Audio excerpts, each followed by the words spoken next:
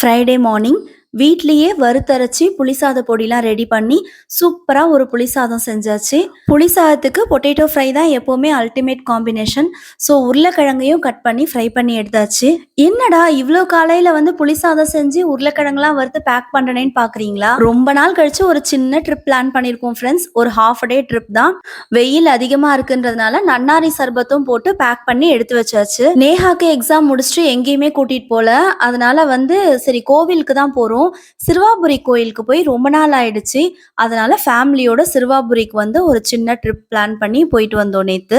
நாங்க கோவிலுக்கு ரீச் ஆகிறதுக்கே வந்து எங்களுக்கு 11:45 ஆயிடுச்சு. 12 ஷார்ப்பா நட சாத்திடுவாங்க. ஸோ அதனால 15 மினிட்ஸ் முன்னாடி கரெக்டாக ரீச் ஆயிட்டோமா.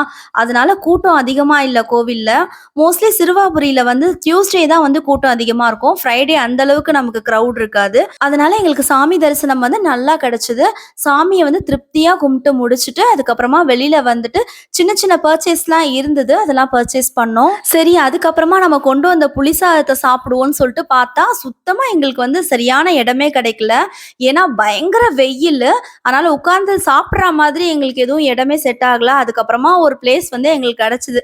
அதனால உட்காந்து நல்லா ஜாலியா என்ஜாய் பண்ணி சாப்பிட்டோம். ஆக்சுவலி நாங்க வந்து லஞ்ச் பேக் பண்ணி கொண்டு வந்தது காரணமே இதுதான்.